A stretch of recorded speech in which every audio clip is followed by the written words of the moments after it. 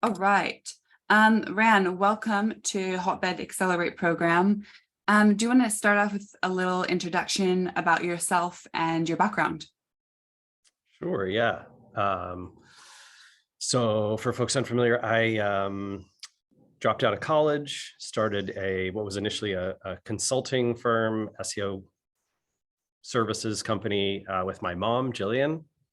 And eventually we kind of built some software for ourselves, and we opened that up to many of the folks who read our blog, which was quite popular in the early mid years of SEO, and built a software company, software as a service, although we didn't know to call it a SaaS at the time. And that business grew quite rapidly. We raised several rounds of venture capital, and grew to about, let's see, I think when I left, Moz was doing around $50 million in product revenue. So software, essentially about 20,000 folks subscribed as customers. I left that company under not great circumstances. I don't know how many of you are venture backed, but hopefully it's very few.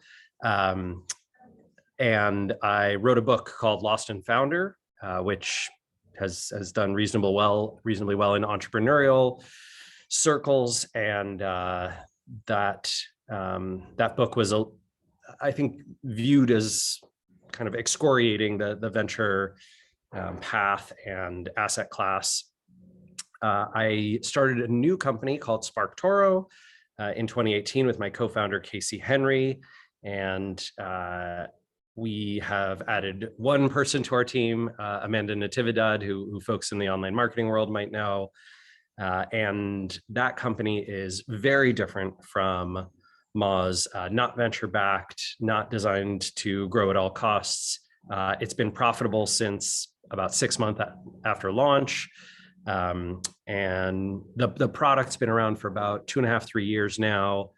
SparkToro has around 1,500, 1,600 customers. We are sort of a freemium model, so lots of people use the free version of SparkToro, and then as they sort of want more audience research, which is what the product does, they upgrade and get more data and more searches and more features inside the product. So yeah, my second SaaS company. And then I have another company that I run. In fact, that's why I'm here in Puglia in Italy, traveling with some video game artists. My wife and I are making a video game with a team from Los Angeles called Akupara Games, about sort of cooking and foraging in a magical version of an Italian hilltop town.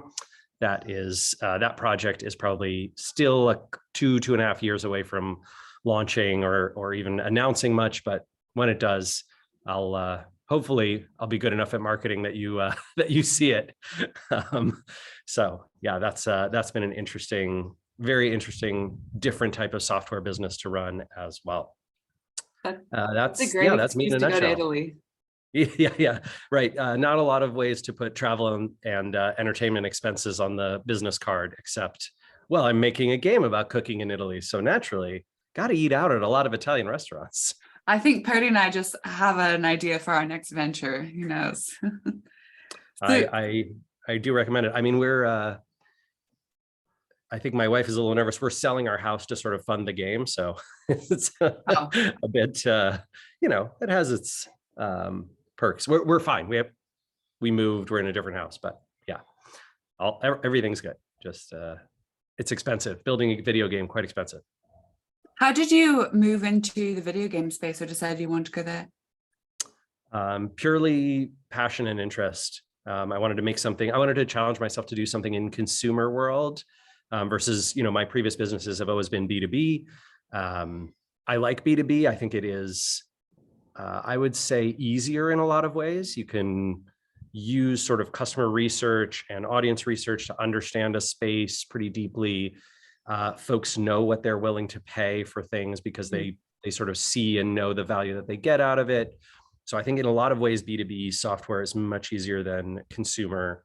Video games attracted me because I am not an artist. I don't I don't have skills in that realm, but I'm very passionate about artistic pursuits. And I think it's a wonderful world. And video games are the only art form that I could find where if you produce something that is high quality, it has a very good chance of being a commercial success. And this is not true. My personal opinion is it's almost certainly the case that the very best television shows, the very best movies, the very best plays or musicals, the very best opera, the best poetry, almost never makes money, right? Like the popular stuff is not the good stuff, but video games, different story. And so that made me quite interested. That's interesting. Wow. So most of the founders in this cohort are B2B. Yeah. And so I want to start with switching from the agency into a product. I know a lot of founders, including us, have managed to bootstrap, for the first year or so of the business with that model. And they're now shifting to the product side, speaking with investors. So, we're going to talk about your experience with investors. But in terms of that first shift, how did you decide to productize? And then also, what were the steps you did to communicate the change in your value proposition? Yeah, so this was done very informally. And I've had a ton of folks asked over the years, gosh, Moz is one of these few examples of a services business transitioning to a very successful product business. There's a handful of them out there, but not many.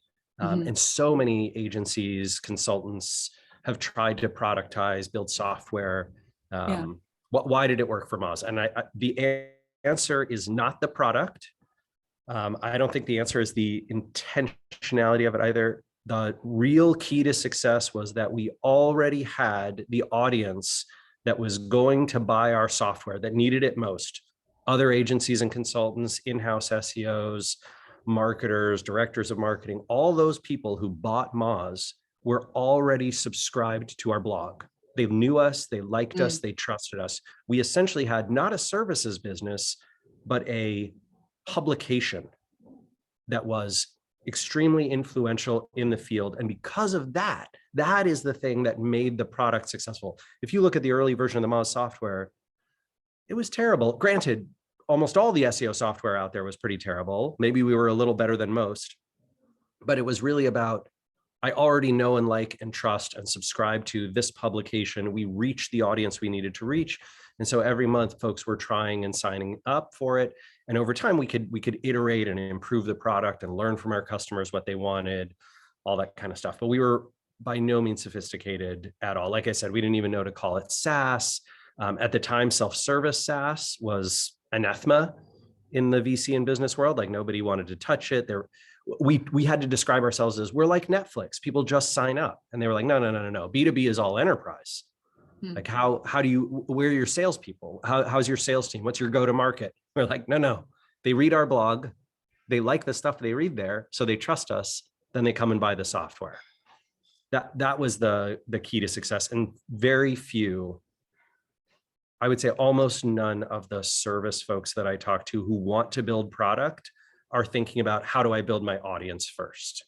And I think that's a complete mistake. Once you have your customers knowing, liking, and trusting you, then building a SaaS or a product works fine.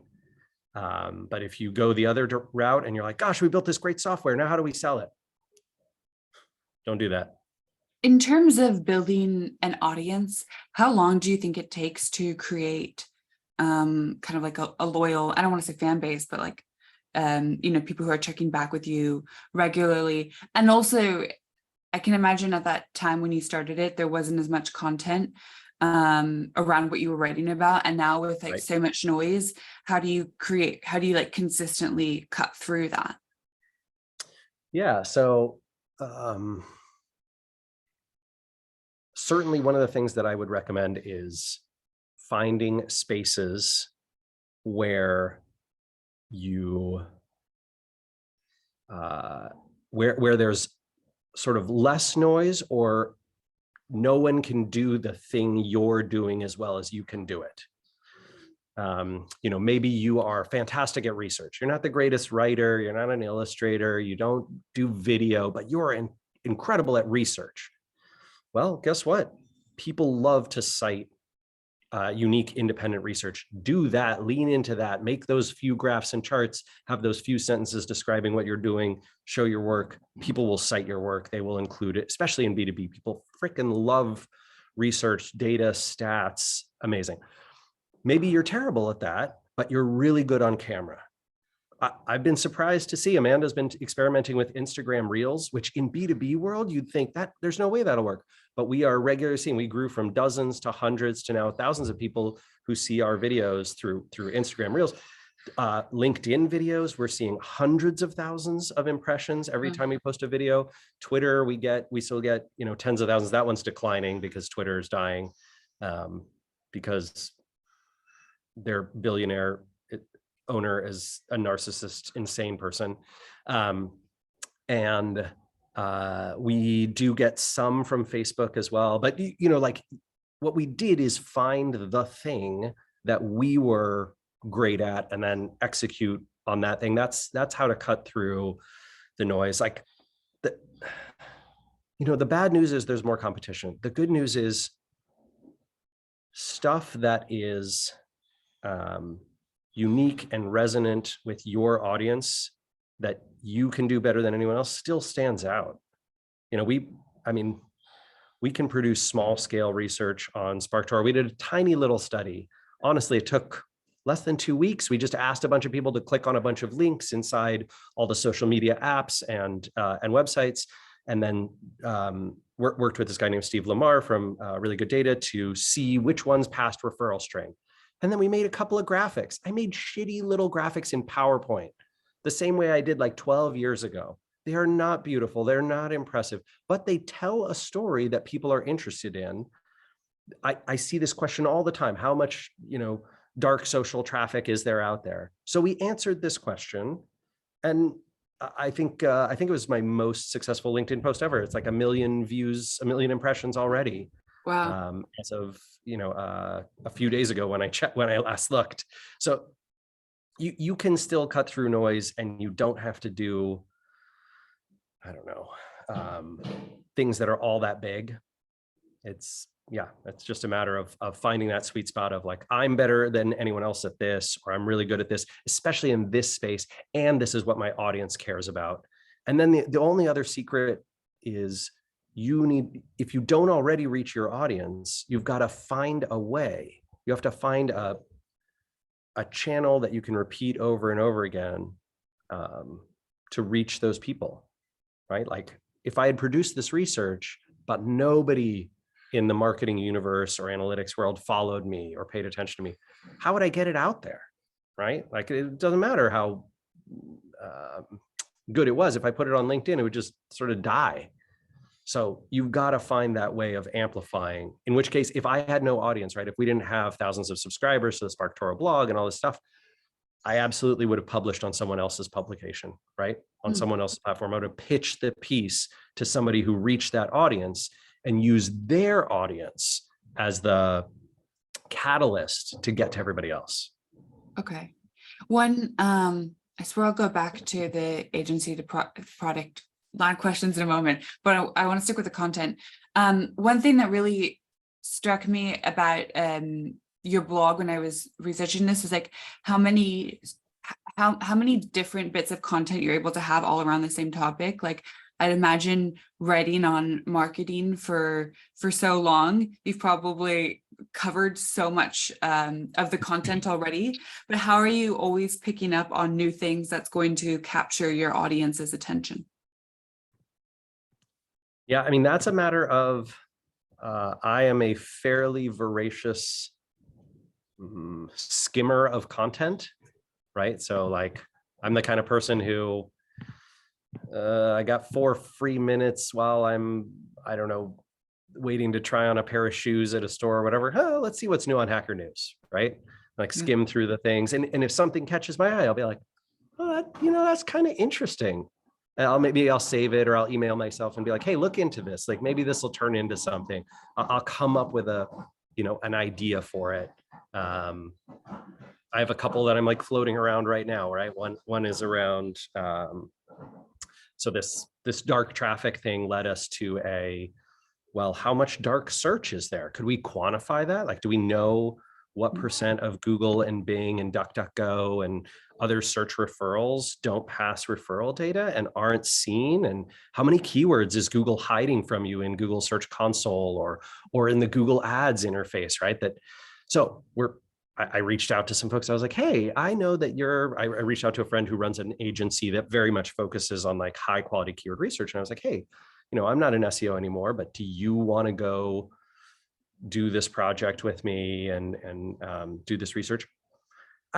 I think this is how a lot of folks in tons of worlds figure out what to do, is they sort of pay attention, they stay on top of the, what's popular in their industry, and they find solutions, right? Then this is one of the things people use SparkToro to do, is they like go in, try and understand their audience. Oh, okay, these 50 websites are really popular, these 10 podcasts, these 100 YouTube channels. I'm going to start subscribing to some of them and paying attention to them so that I get a feel for that space before I dive in.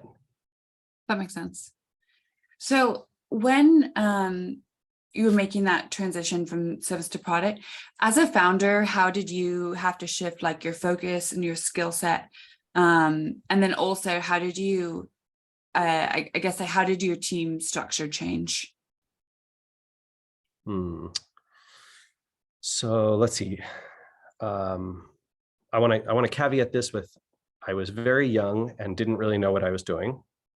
I certainly learned a lot along the way, and I think the most helpful thing from raising venture was that I got to meet lots of other founders who were also funded by our VCs and sort of learn from those folks and get mentorship. And there was, I hate this part about the venture world, but there's like a almost old boys club.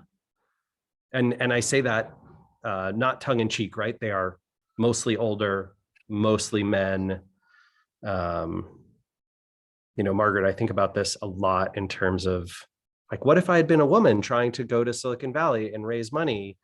And, these dudes were like, hey, come over to my house. Hey, let's go drink wine. Hey, let's go get a beer at this place. Hey, let's, go out to this restaurant.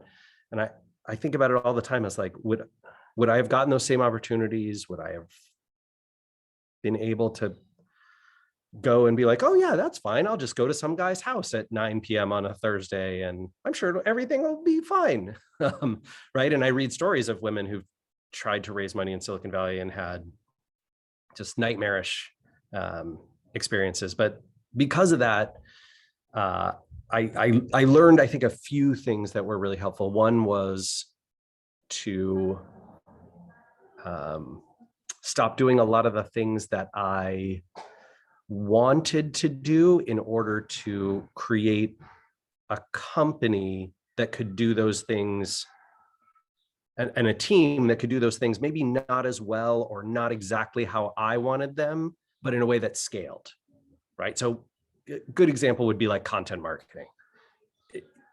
This is not, I don't mean to like toot my own horn here, but I was one of the best content marketers in our little corner of the B2B SEO world. And that had paid big returns. But if you're the CEO, you can't spend all your time content marketing, right? Like you have to recruit and build a team and, be engaging with your execs and be fundraising and working on strategy and like all these other things, right? Doing tons of relationship building of people who might buy your company or might fund your next round or whatever. That's not work that I enjoy. I am okay at it. Over time, I got medium good at it. But you have to do it because it's what's required of the business. And so I had to turn down the dial on the work that I wanted to do and turn up the dial on what was needed to see that business go to the place that our investors wanted. Okay, here's the weird part though. At SparkToro, I was like, not to be coy, but like, I was just like, fuck that. I don't want to do, I'm never going to do that again. I want to do the things as much as possible. I want to do the things that I love to do, that I'm passionate about. I want to build a tiny company. I don't like managing people. I don't like having layers of executives. I don't like the formality of structure and process. I hate building that. I want to build I don't need to build $100 million business either. I don't need $1 billion company. Like my ego is not that fragile. And as a result, right, like one of the things I don't know why founders don't feel this way, but we often don't give ourselves permission to build the kinds of companies we want to build. Why? Why not? Like it's your company. If you decide you hate process and you just want to kind of do everything a little more off the cuff, find people who are good at working that way. Hire them, work with them. If you love process and you love setting up those structures, great. The traditional path is going to work really well for you. If you hate relationship building with, investors and whatever, going to fancy Silicon Valley parties like I do, don't do it. Don't bother with that whole sector, right? Do other kinds of fund your company alternatively. You can see SparkToro is funded in a very unique way. If you search for SparkToro funding in Google, I open sourced our funding documents and a few companies have used them to raise money. But we did it in a completely different way that doesn't require institutional capital. And I get this sense all the time when I talk to founders, other founders, that like we're all locked into a mindset of, well, this is how it's been done, so I guess this is how I have to do it. And it's not true. Did you have that, I guess, like level of self-awareness or perspective when you were first raising, or did it take Moz to realize that you could do things differently, or that you wanted to do things differently? Yeah, let's see. I think most of the years that I was running Moz, if you had asked me, I would have said, I want to build $1 billion company. I want to be whatever on the cover of Wired. I want to be, the important person that all these other people listen to. Which is such a stupid motivation, right? It's so driven by just ego and greed and not feeling good enough and comparing yourself to other people all the time. Yeah, sometimes it takes a lot of therapy to get to a place where you're like, wait a minute, I don't want the things I'm doing. Yeah. Did you have any, I guess, like fear around releasing those beliefs, or thinking that if you didn't believe the sort of you had to do this in order to be successful, or like the ego part, if you released that, then you wouldn't be as successful? No, totally. I mean, and also, what's the definition of success? Like you get to define that for yourself. Don't let the world around you define that. I think that's the most broken. That is the thing that breaks people. Like it breaks human beings to have success defined for them. My wife and I talk about this all the time in relation to like, she's Italian, and there's this, there's a lot of beautiful things about Italian culture, but there's a lot of terrible things too. Like the pressure, there's this joint pressure. We talk about it all the time when we're here, on women to eat and feed people and also be incredibly skinny. What the fuck, right? Like this complete bullshit. Like you can never win. It's never good enough. There's never, and the definition of like success for women has this like very, terrible old school thing. Like, do you look a certain way? Did you have children? Did you, get married? Like all that dumb, pre-feminism bullshit. And for founders, like, and I think for a lot of, cis straight men too, who go into this venture-backed universe, success is defined as, did you build $1 billion company? Oh, you only did one? Right? Like, seriously, I have talked to so many founders who are like, wow, I sold my last business for was talking to a founder a few weeks ago, sold his business for $200 million and made a lot of that because he owned a ton of it. And he was like, I don't know, I feel like I didn't get to the level of success that a lot of other people in my network did. And we didn't raise venture, and probably we should have, because I think we could have taken this business to the next level. And I mean, holy shit, man, you're just dying. You're killing yourself for no reason. No reason other than the, sort of system that you've been conditioned to believe in. Gross, right? Like let's get rid of all that. Yes, you're right. Like Margaret, absolutely. It took my experience at Moz, and I think seeing a lot of my, friends and network going through similar things or often much worse things. To get there. But hopefully, I don't know, hopefully we can have more conversations like these and start to be done with it, instead of just always putting, Elon Musk on stage and writing every article about like, well, what's he doing? Oh, who cares? I have so many more questions. We're going to do a few more questions before we move to Q&A, but I'm going to pause and go to Francisco because he's the reason this fireside chat happened. Francisco. Hey, hello everyone. Hey, Rand. Rand, I've learned a ton with you, and obviously that's the reason why I wanted to share this knowledge and these thought-provoking with everyone else. But the answer, the question remains the same. So how do an underrepresented founder like myself end up founding someone like you to invest in his business and challenge me to sort of embrace other idea of success and an idea of starting a business? How can we really bottle this up and pass it on to someone else in this call so that they can do exactly the same without the fear, without the pressure, without the VC world temptation, without sort of, 200 million return is not enough return, without sort of, if you don't come to my house and have a wine with me, no matter how awkward it is, that's not cool, etc. And all that stuff that we know. So how can we bottle this up, and how can we pass it on to someone else like me and someone else that doesn't have access to someone like you to think differently and access capital and build a business differently?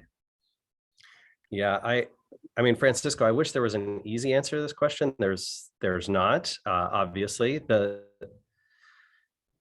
My suspicion is that the reality is it's going to take a long time and a lot more people like us to spread this message and hope it catches on and try and change the culture,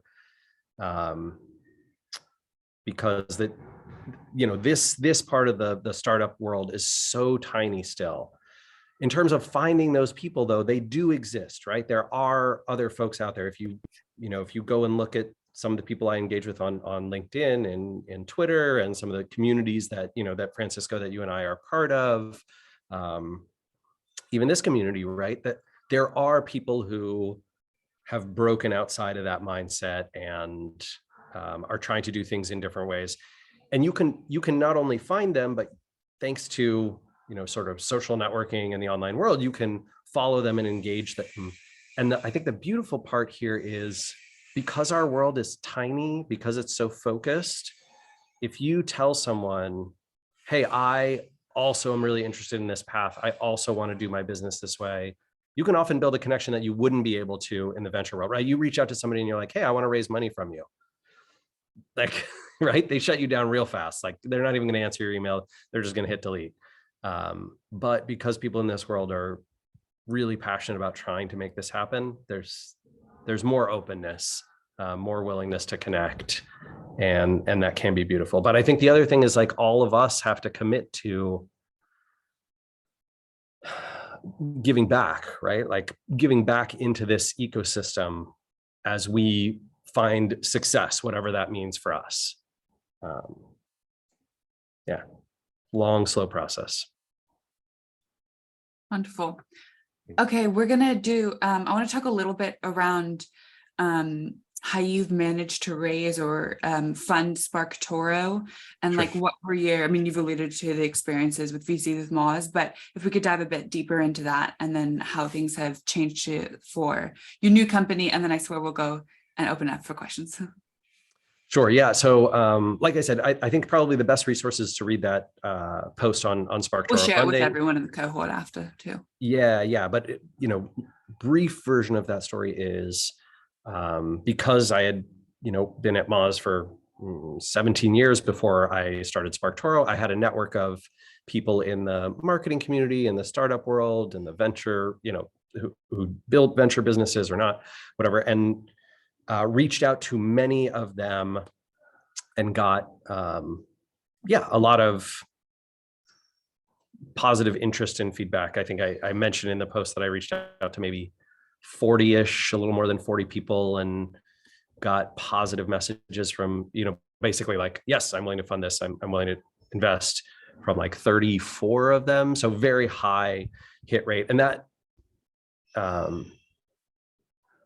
is because before I built my network, network of people, I had this expertise in a thing that they were all interested in, right? So, Rand is sort of the SEO person, and he knows a lot about that space, and he's building a company there, and like he can help me. And so then that network became a network of not just business contacts, but friends as well. And I don't really believe in networking, or at least it doesn't work for me through whatever, go to a lot of cocktail parties, go to a lot of meetups, go to a lot of conferences, and then like glad hand, like that's not my the way I do things particularly well. In fact, when I go to conferences, like once I get off stage, I'm not scared to speak, but I'm usually terrified by the like social interaction The after. after part, That's the yeah. part I'm like, oh no, there's a long line of people who want to talk to me. And I can handle it, but it's just harder. I think the best way to do this, or the way that worked really well for me, is build your expertise, share that expertise openly, build a community of people who care about that expertise, build your network through that community. That was that process. And we, sort of unintentionally built a flywheel around it. Thanks. Okay, I'm going to pass it over to my wonderful co-founder, Purdy, who's going to lead Q&A. Hello. So I'm just going to go to the two raised hands first, and then there's a question in the chat. Anybody else, feel free to raise your hand or post a question in the chat and we'll get round to it. Henna, do you want to start? Yeah. Hey. I've basically got a SaaS product, also I guess targeting a similar-ish audience to yourself, like my background's comms. I am been playing a lot around this is more like a nuts and bolts question. So you've got your freemium, which will always compete with your main platform. And I'm very familiar with SparkToro. So I've seen how you've changed things as time has gone on a little bit, from giving a lot to then winding things down a little bit. What I'm curious about is your pricing structure and what you've learned from Moz or SparkToro, and because that's the thing that I'm struggling with the most. So you've got your freelancers who need your product just as much as your agencies do, for instance. What have been some of the things that you've tested, learned, and realized to kind of get this to a point where it's attractive? And that's kind of it. Yeah. Okay. So pricing is hard. It is frustratingly uncertain. So I'll give you an example. We changed our pricing back in March, Henna, which you probably noticed, right? So changed our pricing back in March, did an announcement post about it, had 3 weeks of the worst conversion rate that we've ever had in the history of the company. Granted, that's only 3 years, but we were like, oh shit, we did something wrong here. We got to fix it. And so we went back to our pricing and packaging. We actually ended up slightly increasing the price of the lowest tier and then changing some of the features and formats. And then we had another 3 weeks of even worse conversion rate. Like April was our worst month we've ever had. And then a really weird thing happened, which is we did not change anything except our homepage. just the home, like we got a new homepage, we launched it. And about 10 days later, conversion rate went, and it's rising. So now we've had a very good start to May, like end of April, start to May. If I could explain it, I would, but here's the only thing I can tell you is that instead of looking at days and weeks, try and look at months and quarters.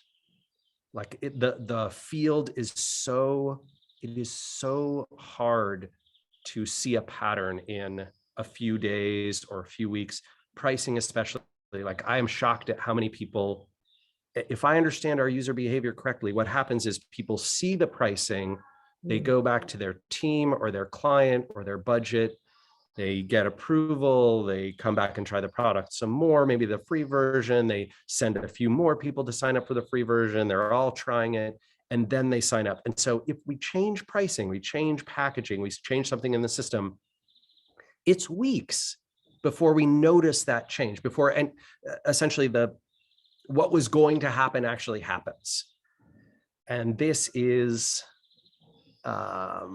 it's really infuriating because it means that you can't time series things as well as you think you can. We're too small. I don't know how big you are, but we're too small. We get about between 4 and 10 paid signups a day. So, maybe averaging around 30 a week, 35 a week, right? Because weekends are slow or whatever. And that is too few, even though we have, 1,000 people signing up for the free version in a week, it's too few to be able to A/B test. Like the A/B test would take months to get confidence. And by that time, industry changes, economic conditions change. So all of the pricing and packaging stuff, in my opinion, has to come from user research and feedback, and then having confidence in your decisions, and then watching over a long period of time. Is it insanely frustrating? Absolutely. Absolutely. And there's no packaging and no pricing that works right for everybody. Like, no way. Well, yeah, thank you. A lot of fun. Yeah, I'm sorry I don't have a clear answer, No, but I think anything else would be dishonest. Yeah. No, it's good because you're told to like test, right, and be lean in startup world, but then actually, are you getting the right data from what you're doing? So yes, lots to think about. Thank you so much. Yeah. My pleasure. Great. Jen, do you want to ask your question? Hey, yeah, absolutely. And firstly, thank you so much for your commentary around being a feminist and understanding some of the kind of the challenges there. It's really refreshing to hear a bloke who really gets it. And so thank you. It's really made me chuckle throughout. So we're building a B2B, B2B2C SaaS platform that effectively addresses financial illiteracy. So people talk about the financial advice gap, but we don't think it's about replicating financial advice. We think it's about elevating the amount of access to information and knowledge that people have themselves. The challenge is because 2/3 of the population don't know what compound interest is. Half of the population run out of money before payday. The challenge we've got when we go to talk to investors who, to your point, are mainly white blokes who've always had a high level of education and a high level of personal wealth in comparison to the 85% of the population that we're targeting, we're finding it really hard to resonate with them. And so particularly from your experience with dealing with different investors, your experience of engaging with storytelling and content, have you got any kind of tricks or experiences where you've helped to bring that story to life, not just for us, but just kind of more broadly? How do you engage people in something they don't understand? So here's the interesting and frustrating part. First off, Jennifer, that's incredibly kind of you to say. And yeah, I think, I don't know, my only response is sort of, come on, other dudes, don't make me look good. They do though. They really do. Ugh, gross. Hate it. So the reality is, if we're talking about venture investors, they invest in things they don't understand all the time, right? All the time. And in fact, they're often excited about things that they don't understand because they think that's a big untapped market. And so a lot of it is like I mean, I think it's extremely clear that no investor understood the crypto world or blockchain, but they poured hundreds of billions of dollars into it and lost almost all of it. But that, then they also put many billions of dollars into what's now called AI, large language model stuff. And that is paying huge dividends for them. So like they're risk takers by nature. The whole thing is, I'm going to put, millions of dollars behind a bunch of weird bets that most of them won't pay off, but one will make up for 100 losses. And so, I can't get my head around this, or I don't quite understand the space, often is not a huge blocker. If I say, if the caveat is, if it looks like it's kind of going in that high growth potential direction. So for example, if you told them, hey, we're producing this, whatever, content, newsletter, subscription system, blah, blah, blah, blah, blah, blah. And these folks who can't afford to pay, but they are a market that no other financial firm is reaching or targeting, no other content firm is reaching or targeting. And look, last week we had 1,000 people sign up. This week we had 1,700. Do you see this curve, right? Like this curve is working. This is one of the reasons why I kind of hate building for investors. So, one of the things we did with SparkToro is we raised before we had anything. We basically said, you're taking a bet on us, the team, and this space of, do you think Rand and Casey can build something?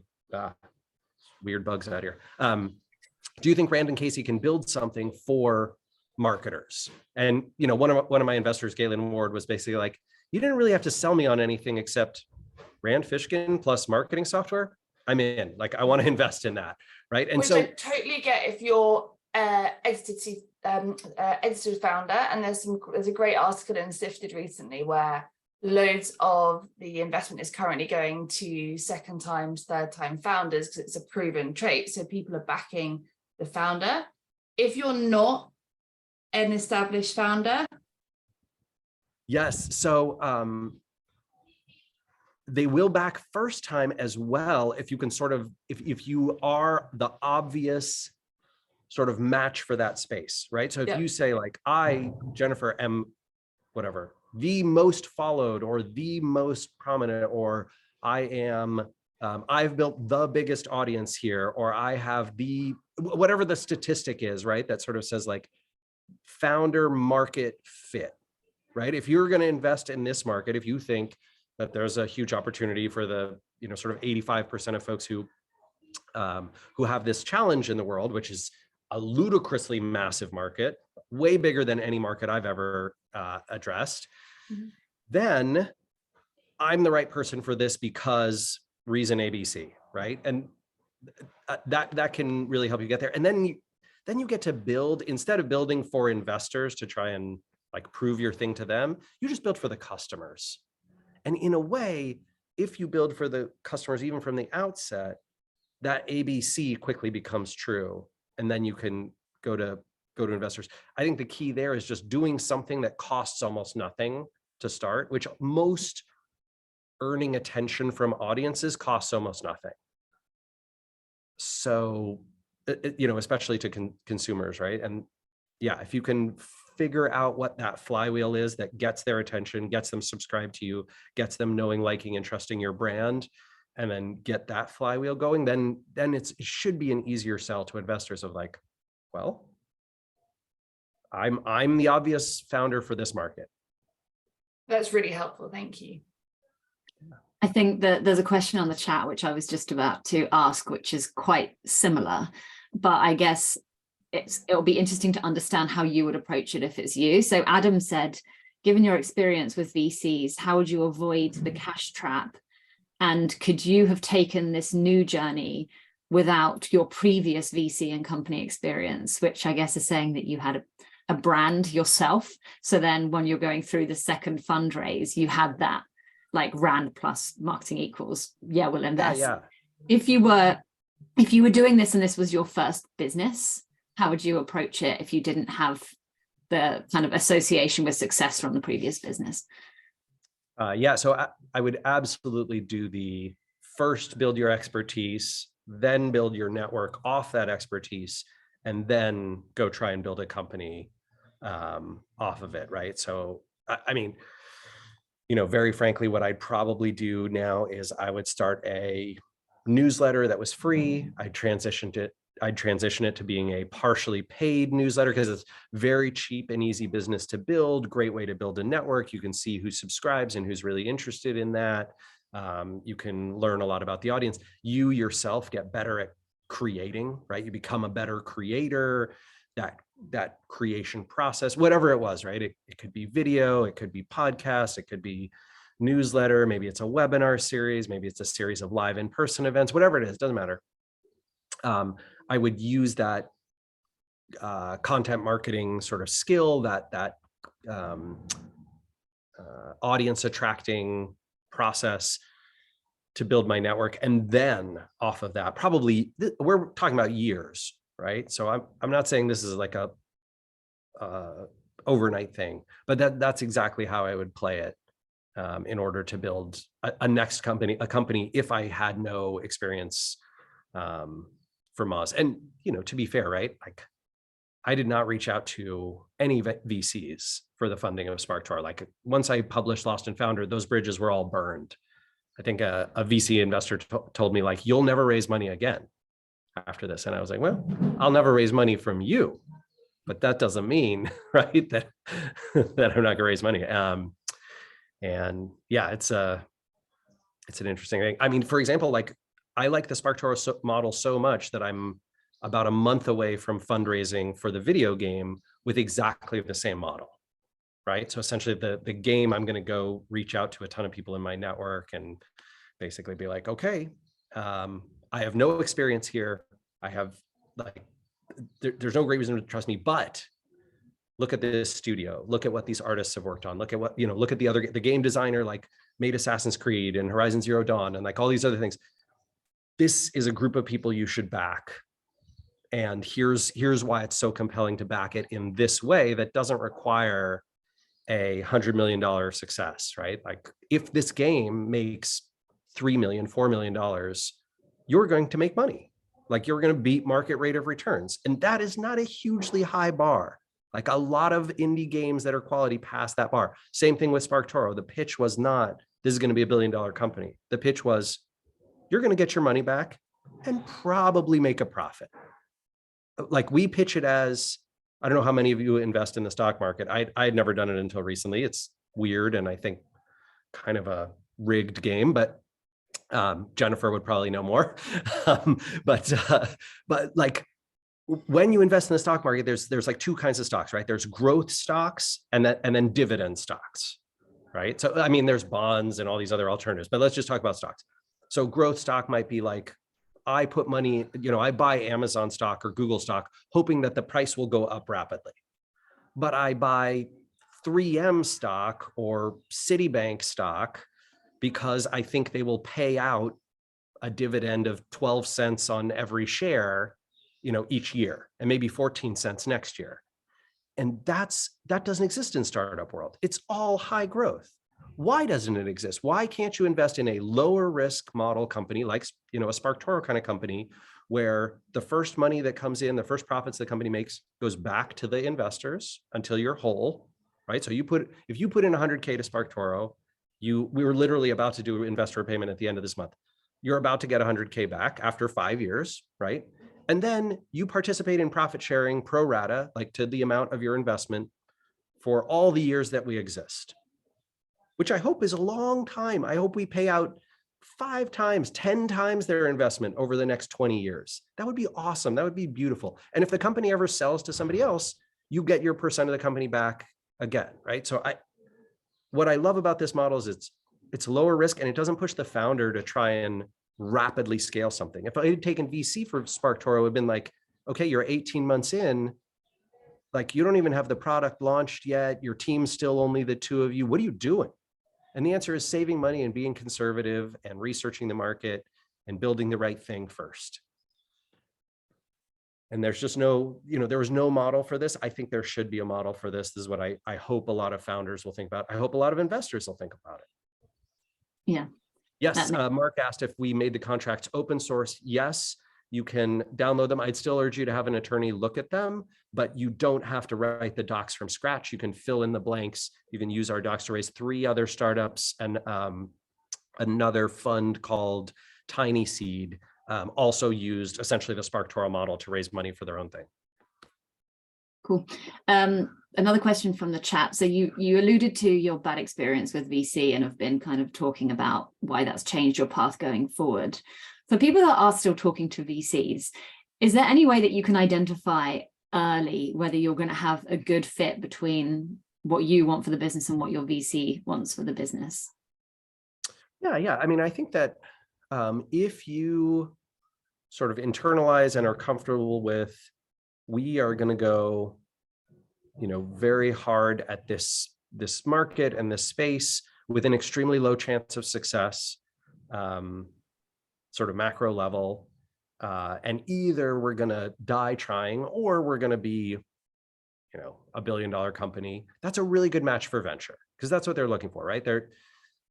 When they fund 100 companies, they expect 85, 90, 95 of them to go out of business, hopefully relatively quickly, so that they don't waste their time and follow on rounds and board meetings, right? And meetings. Like they want you to kind of die quickly or become that $1 billion bet, right? The huge company.